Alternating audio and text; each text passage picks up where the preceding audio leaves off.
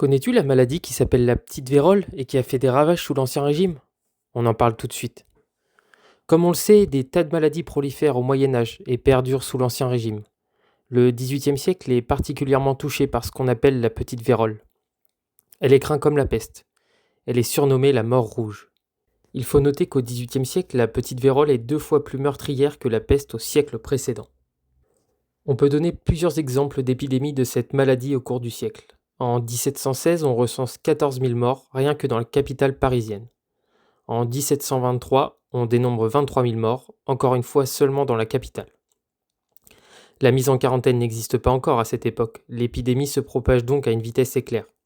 Les maisons de charité ainsi que les hôpitaux sont de véritables mouroirs.